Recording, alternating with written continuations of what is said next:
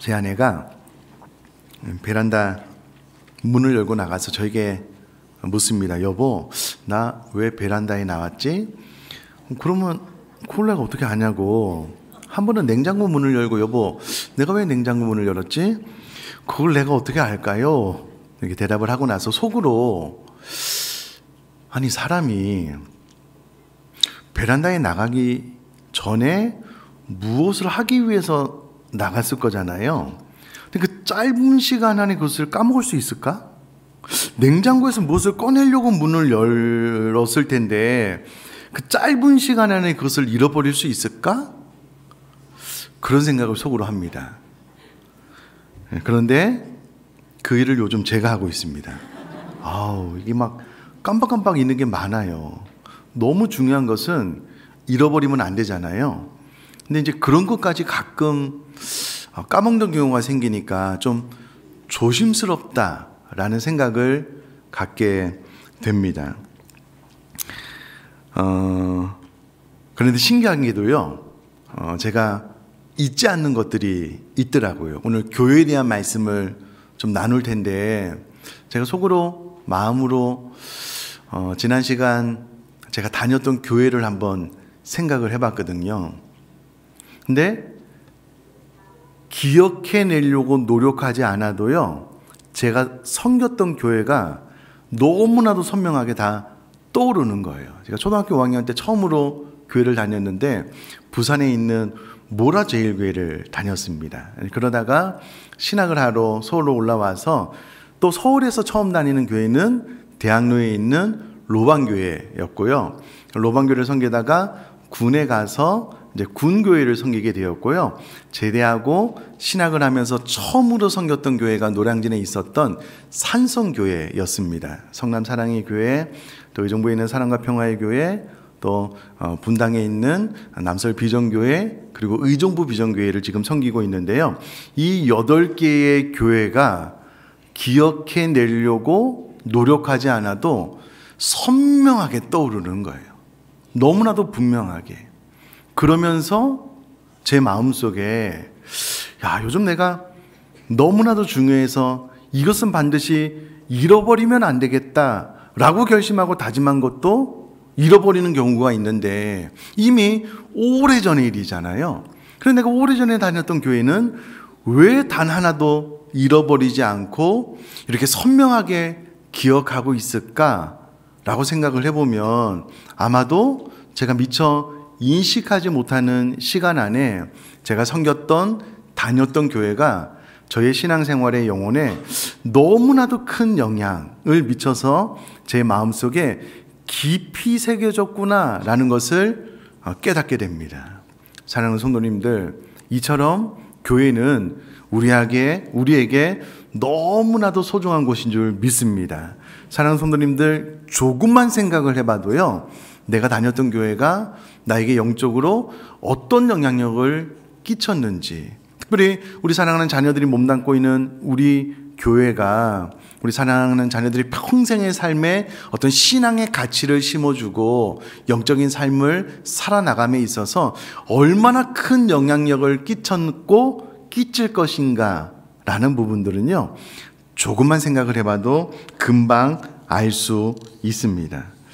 사랑하는 성도님들, 초대교회 때 또 로마교회 성도님들은요, 말할 수 없는 박해를 받았습니다. 너무나도 견디기 힘든 고난, 고통의 시간을 보냈는데요, 그 모든 시간을 단순히 견디고 버티는 것이 아니고요, 그것을 뛰어넘어서 오히려 복음을 증거하는 삶을 살았습니다. 이렇게 될 수 있었던 이유는 그들이 초대교회, 또 그들이 속한 아주 건강하고 성령님의 기름 부으심이 있었던 가족 공동체, 교회 공동체가 있었기 때문입니다. 또요, 중국 공산화 이후에 교회, 신앙 있는 자들 말살 정책을 펼쳤거든요. 그럼에도 불구하고 중국 교회는 더 부흥했습니다. 왜 그런가? 그들이 몸담고 있는 교회에 생명력 넘치는 하나님의 은혜가 있었고요, 그들은 그곳에서 서로 격려하고 힘을 북돋아주는 기도, 또 가족으로서의 교제가 있었기 때문입니다.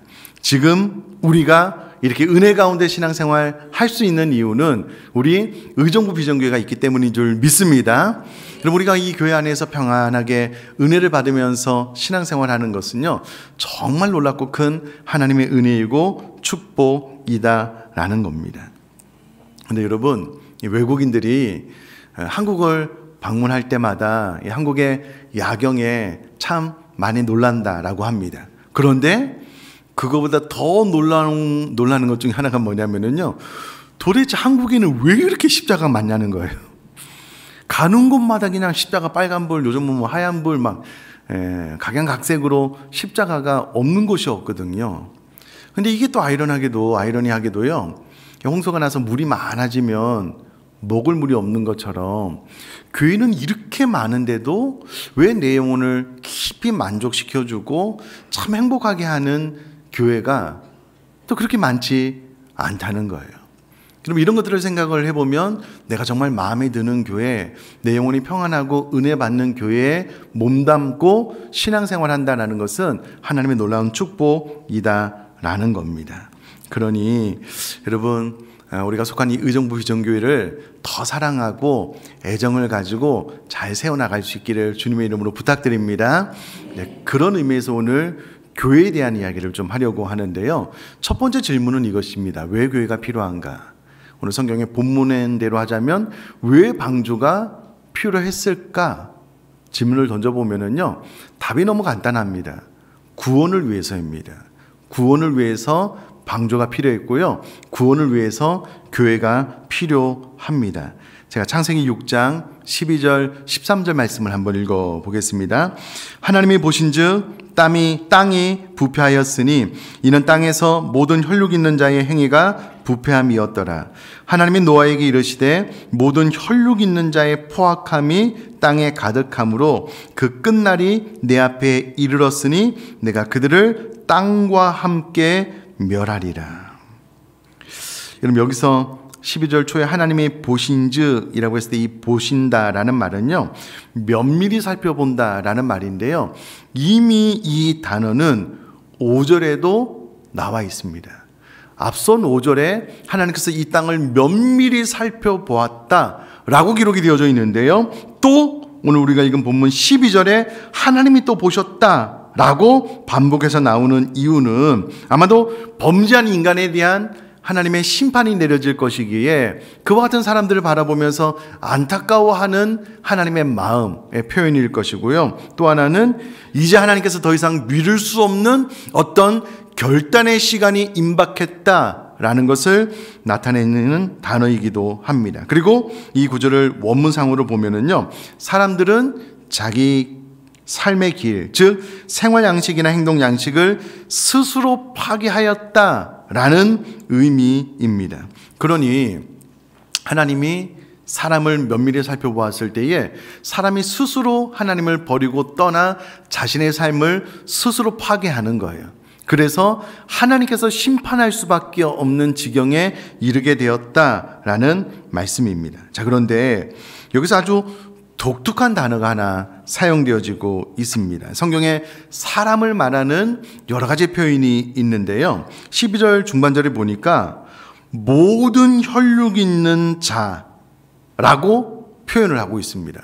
아니, 그냥 부패한 사람들, 타락한 사람들 이렇게 설명을 하면 좋은데요, 표현이 모든 혈육 있는 자라고 되어져 있습니다. 이것을 원어로 살펴보면은요, 이 빠사라는 단어가 사용되어졌는데 가축의 살코기를 의미합니다. 야, 어떻게 이 사람을 향하여 가축의 살코기라고 부를 수 있을까라고 질문을 던져보면은요, 이때 당시에 존재했던 모든 사람들은 하나님을 추구하는 영적인 삶 다 내어버리고요, 오직 육적인 것만 추구하는 삶을 살게 되었으므로 하나님께서 모든 혈육 있는 자라고 부르게 되었다라는 겁니다. 사회학자들은요, 이 사람과 동물을 나누는 여러 가지 기준 가운데 첫 번째로 아마 직립보행을 많이 이야기를 하는데요, 성경은 사람과 동물을 나누는 결정적인 이유는 우리 사람은 하나님의 형상대로 지어졌기 때문에 영혼이 있고 동물들에게는 영혼이 없다라는 겁니다. 영혼의 작용은 양심이고요. 양심을 통해서 우리 사람은 선악을 구별합니다. 죄를 지으면 죄를 알게 되고요. 잘못했으므로 회개해야 되겠다. 신에게 나의 잘못을 용서를 구해야 되겠다라고 인지할 수 있는 것, 이것이 사람과 동물을 나누는 기준이 됩니다. 여러분, 가끔 이제 TV 프로에서요, 진짜 숲속 저 오지로 들어가면 지금도 사람을 잡아먹는 식인종들이 있거든요. 근데 그런 사람들도 가만히 보면은요, 반드시 무엇인가를 섬기고 있어요. 숭배하고 있습니다. 그것이 뭐 어떤 물건이 되었던 뱀이 되었던 해가 되었던 달이 되었건 무엇인가를 그 앞에 머리를 조아려 두려움으로 섬기는 것을 우리가 보게 되잖아요. 그게 왜 그러냐면 하나님께서 우리 사람들에게는 하나님을 갈망하는 마음을 주셨습니다. 다른 말로 신의식이라고 하는데요. 어떤 사람은 영적인 존재로 지어졌기 때문에 신적인 존재에 대한 갈망 혹은 의식을 하나님께서 심어 놓으셨습니다. 그래서 전혀 문명의 혜택이 없는 인류를 접하지 못한 저 숲속 깊은 곳에 사는 사람들도요, 어떤 신적인 존재를 경배하는 이유는 하나님의 형상대로 지어졌고 그 안에 하나님께서 신의식을 심어 놓으셨기 때문에 그렇습니다. 우리는 이와 같은 영혼으로 인하여 영적인 하나님을 추구하고 갈망하고 섬기도록 지어졌는데, 노아 시대의 많은 사람들은 하나님에 대한 관심 없이 오직 육적인 것을 추구함으로 완전히 육의 사람이 된 거예요. 그러니 하나님의 심판을 받을 수밖에 없었다라는 겁니다. 그래서 창세기 6장 13절에 보니 모든 혈육 있는 자의 포악함이 땅에 가득함으로 그 끝날이 내 앞에 이르렀으니 내가 그들을 땅과 함께 멸하리라 라고 말씀하고 있습니다. 근데 여기서 그 끝날은요, 시간의 끝, 공간의 끝을 나타내기는 하는데요, 정관사하가 없으므로 완벽한 심판을 말하지는 않습니다. 완벽한 심판은 주님 다시 오실 재림의 날 완벽한 심판이 있을 것이고요, 여기서 그 끝날은 물로 심판받는 것을 의미합니다. 자, 이와 같이 세상에 가득한 죄악으로 말미암아 이제 하나님께서 심판하실 수밖에 없게 되었으므로 이제 그들 가운데 몇을 구원하기 위해서 하나님께서 노아를 부르셔서 방주를 지어라, 방주를 만들라 라고 명령을 하셨고요, 방주가 필요한 첫 번째 이유는 당연히 구원을 위해서입니다. 동일하게 방주로 상징된 교회가 오늘날 왜 이 땅 가운데 필요한가? 그것은 우리의 구원을 위해서 필요하다라는 겁니다. 하나님께서 14절에 이렇게 명령을 합니다. 너는 고페르 나무로 너를 위하여 방주를 만들되 그 안에 칸들을 막고 역청을 그 안팎에 칠하라. 우리들의 구원을 위해서 하나님께서 노아에게 방주를 만들라고 하신 것처럼 오늘날 구원을 위해서 교회가 필요한데 하나님께서 특별히 방주를 만들 때요, 고페르 나무로 만들라라고 기록을 하고 있는데, 노아가 얼마 동안 방주를 만들었을까? 아마 그가 500세의 물심판에 대한 이야기를 듣고 600세의 노아의 홍수가 임했으므로 100년 혹은 최대 120년 동안 만들었을 것이다 라고 이야기를 합니다. 방주의 크기는 아마 들으신 분들은 다 아시겠지만 길이가 한 135m 정도 됩니다. 축구장을 한 100m 뭐 이렇게 110, 190으로 해놓고도 경기하는데요, 100m를 기준으로 해놓고 보면 35m나 더 큰 방주입니다. 엄청나게 크고요, 너비는 22.5m, 높이가 13.5m인데요 높이가 13.5m라고 한다라는 것은요, 지나가시다가 아파트 한 5층 높이 되는 엄청나게 큰 방주라고 생각하면 되겠습니다. 그런데 이 방주를 노아, 아내, 그의 세 아들 셈, 함, 야벳, 그의 자부, 며느리들 8명이서 지었습니다. 그러니까 큰 방주를 8명이서 100년 동안 짓는 것이 쉽겠냐고요. 얼마나 어렵겠냐고요. 그러니 여러분, 오늘날 구원을 위해서 몸된 교회를 만들어가는 것이 쉽다라고 생각하시면 안 됩니다. 쉽게 그냥 구원의 방주가 만들어지겠지, 구원의 교회가 만들어지겠지, 그렇게 생각하시면 안 된다는 거예요.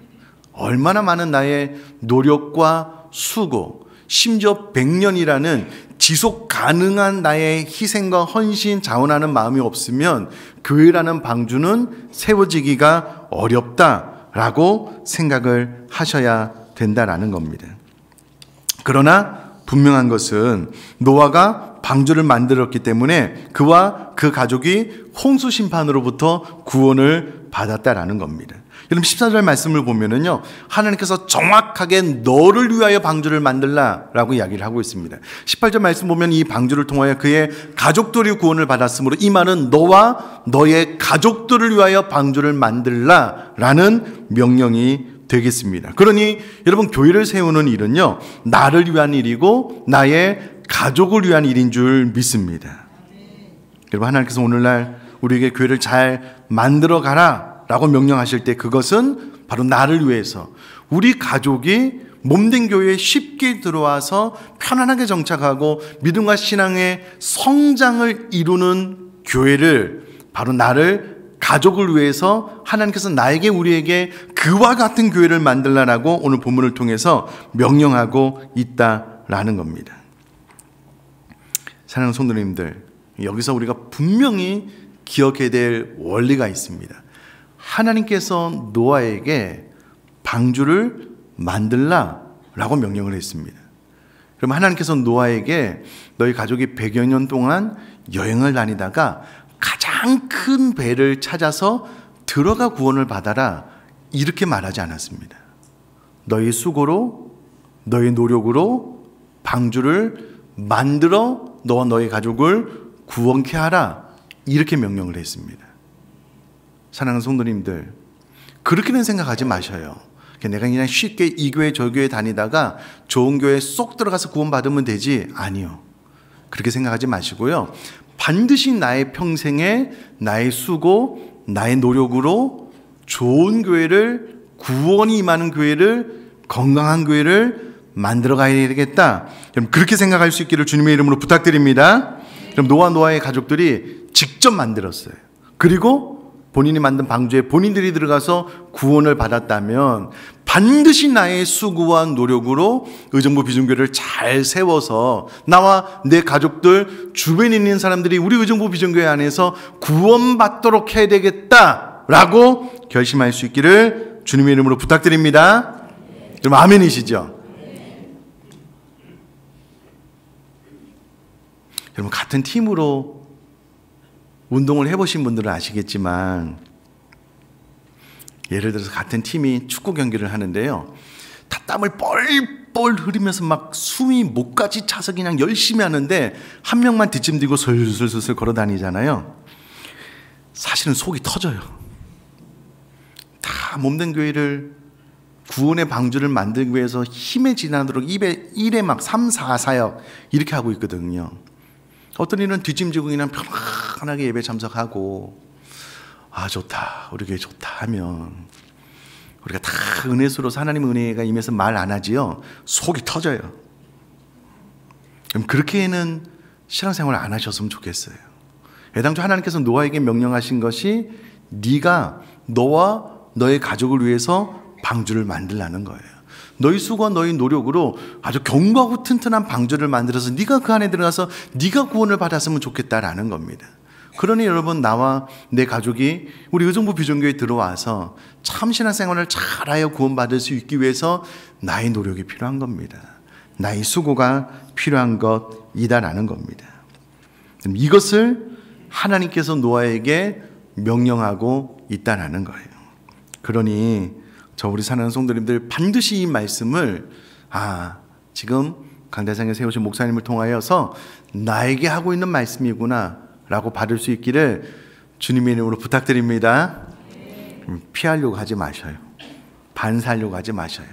내가 조금만 견디면 나 또 내년에 또 편안하게 신앙생활 할 수 있어, 그렇게 생각하지 마셔요. 꼭 1인 1사역에 본인 이름도 적으시고요. 보다 좀 더 내가 할 수 있는 영역 가운데 적극적으로 좀 동참하시면 좋겠습니다. 그룹장 팀장이 되시면 좋겠지만, 그렇지 않아도 눈에 보이게 짧은 시간 할 수 있는 봉사 내용도 많습니다. 꼭 그렇게 생각을 하시면 좋겠고요. 자, 그러면 교회를 세우는 일에 내가 직접 참여한다, 이것이 중요하구나 라고 생각이 드신 분들에게 교회를 세우되 어떻게 교회를 세울까? 두 가지만 간단하게 말씀을 드리려고 하는데요. 그 첫째는 교회는 하나님의 말씀대로 지어져야 한다라는 겁니다.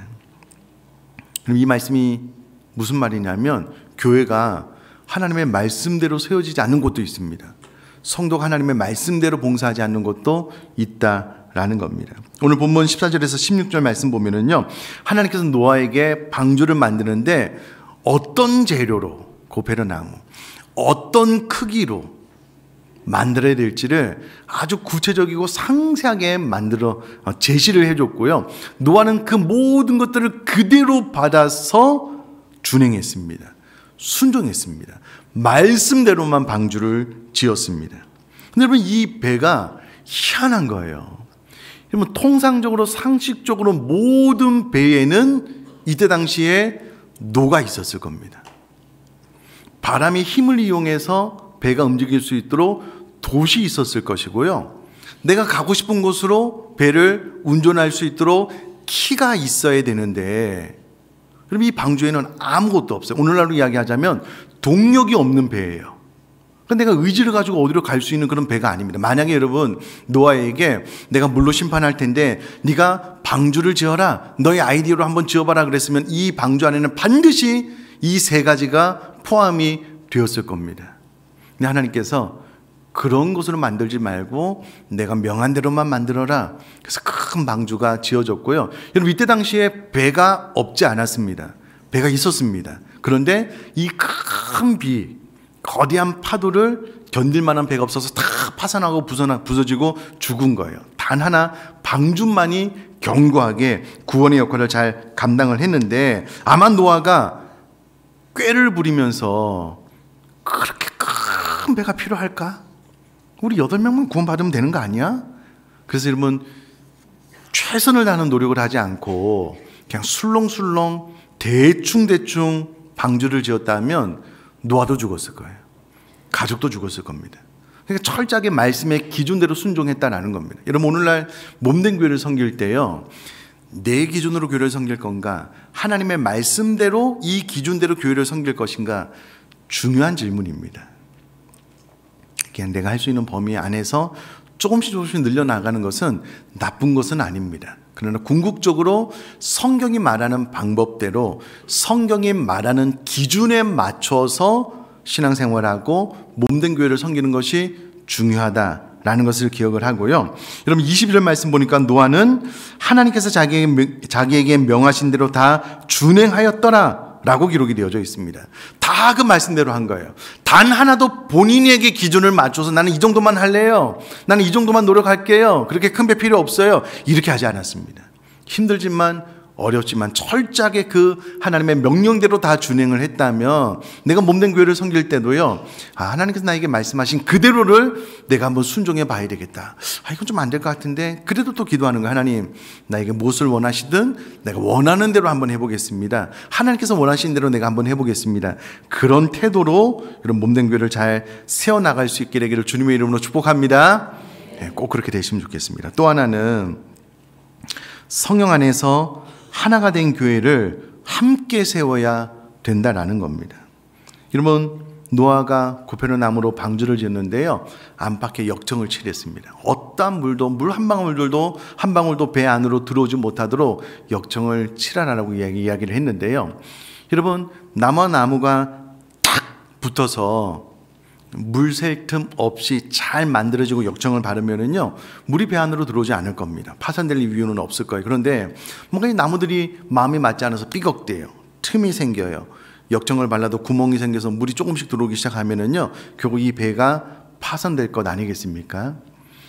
여러분, 에베소서 4장 3절은 이렇게 이야기를 합니다. 평안에 매는 줄로 성령이 하나 되게 하신 것을 힘써 지키라.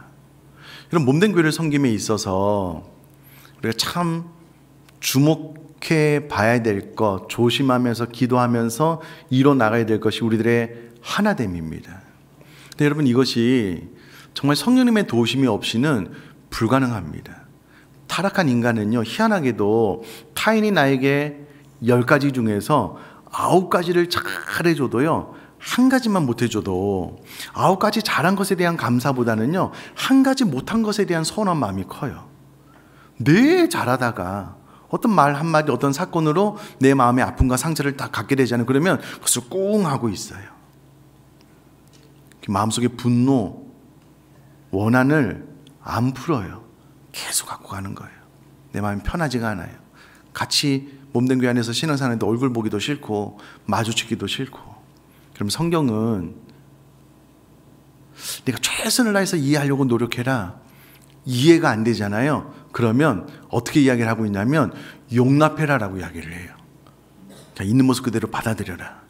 그리고 그것도 안 되면 용서해버려라. 그렇게 이야기를 해요.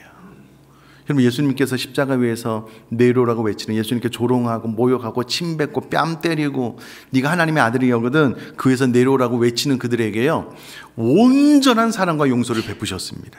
그리고 내가 너희를 용서한 것처럼 너희도 서로를 용서해라. 심지어 예수님께서 우리에게 기도를 가르쳐 주실 때 우리가 우리 죄를 용서해 준 것처럼 하나님께서 나의 죄를 용서해 주기를 원합니다. 그렇게 기도해라. 이 말이 무슨 말입니까? 내가 타인을 용서하지 않으면 하나님께 용서를 구할 수도 없는 것 아니겠습니까? 그만큼 용서가 중요한 거예요. 이런 방주를 다 지었는데 나무가 어긋나서요, 구멍이 났어요. 그럼 물이 점점점 들어와서 이 배가요 가라앉게 된다니까는요, 파산하게 된다니까는요. 근데 구원의 방주를 지음에 있어서 성도님들도 마찬가지입니다.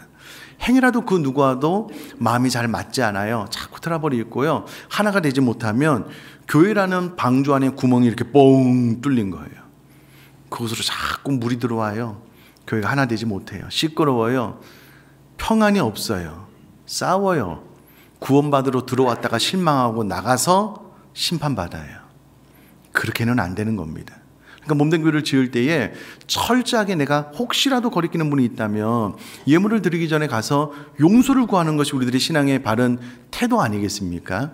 그러면 교회 안에 있는 모든 분들을 내가 용납하고 용서하고 성령이 하나 되게 하신 것을 힘써 지켜나가 우리는 하나 되는 공동체로서의 그리고 구원의 방주를 잘 지어나갈 수 있게 되기를 주님의 이름으로 축복합니다. 말씀을 마무리 지으려고 하는데요, 하나님께서 노아에게 말씀하신 기한이 딱 찾아 정확하게 무두살라가 죽자 물심판이 내렸습니다. 이제 곧 주님 다시 오실 겁니다. 불심판이 임할 것이고요, 두 번의 기회가 없을 겁니다. 그 전에 구원의 방주를, 교회를 견고하게 튼튼하게 잘 세워나가서 한 사람이라도 더 몸된 교회 안에서 구원을 받을 수 있도록 우리가 안내해야 되는 것 아니겠습니까? 그러려면 교회를 잘 만들어 가야죠. 잘 지어 가야 되겠죠. 나 몰라 하면 안 되겠죠. 제가 가끔 우리 성도님들 사업장 신방 가면은요, 우리 교회 성도님이 하는 사업장에 가면은요, 혹시라도 뭐가 부족한 것이 있잖아요. 예를 들어서 그런 일도 없지만 테이블에 뭐가 지저분하면은요, 제가 아무 말도 안 하고 슥슥슥 닦아요. 딴 사람 안 보게. 우리 교회 성도님들 하는 사업장이기 때문에 그렇습니다. 딴 데 가면은요, 이것 좀 닦아주세요 이렇게 이야기를 하거든요. 우리 교회 성도님들이 운영하는 사업장과 또 나와 상관없는 사업장이 달라요. 그럼 이 교회가 내 교회라면 내가 닦아야죠. 내가 만들어 가야죠. 부족한 것 있으면 나의 헌신을 통해서 세워나가면 되고요, 이 교회가 내 교회가 아니라고 생각하면 자꾸 지적해요. 이거 고쳐주세요, 저거 고쳐주세요. 내 교회가 아니기 때문에 그래요. 그럼 이 교회가 내 교회라면 이제는 노아가 힘써 방주를 잘 만들어 갔던 것처럼 우리들의 수고로 몸된 교회를 잘 만들어 나가되 말씀대로 평안에 하나 되게 하신 성령님의 도심으로 하나됨으로 몸된 교회를 잘 만들어 나갈 수 있는, 세워 나갈 수 있는 저와 여러분 될 수 있기를 주님의 이름으로 축복합니다.